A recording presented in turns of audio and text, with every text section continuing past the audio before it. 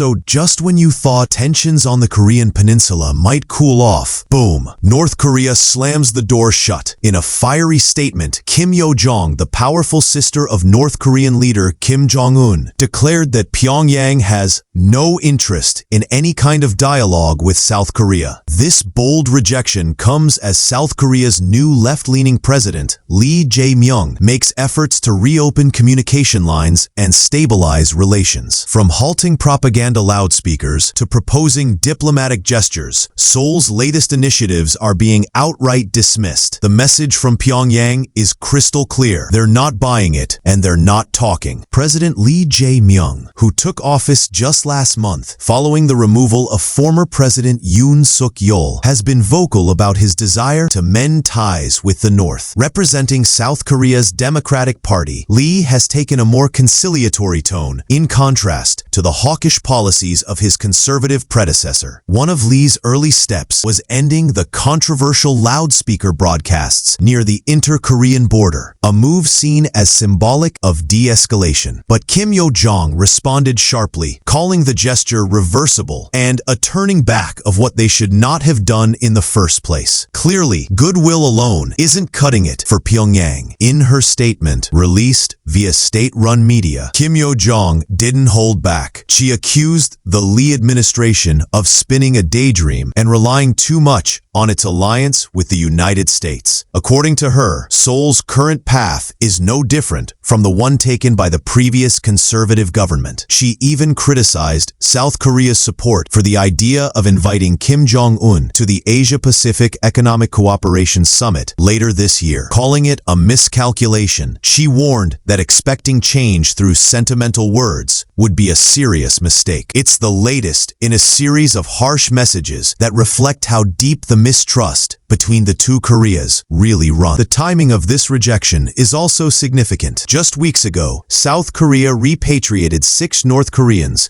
who had been rescued at sea, an act many viewed as a possible goodwill signal. But that, too, seems to have failed in shifting the narrative. Instead of showing signs of thawing, the inter-Korean relationship appears to be sinking deeper into a freeze. Kim Yo-jong made it clear there is neither the reason to meet nor the issue to be discussed with the South, effectively shutting down any near-term prospects for diplomacy. These developments are likely to increase regional uncertainty, especially with major international events like the APEC summit on the horizon.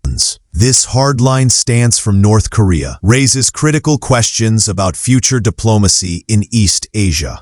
With tensions high and trust low, the path forward looks increasingly complex. Will South Korea continue its outreach? Can the United States or China play a role in bringing both sides to the table? Or are we looking at another prolonged period of silence and military posturing? One thing's for sure. Any movement between the two Koreas will now require more than just symbolic gestures. It'll take bold, strategic diplomacy backed by trust-building measures, something that's in very short supply right now. As always, we'll be watching closely to see what happens next on the Korean Peninsula.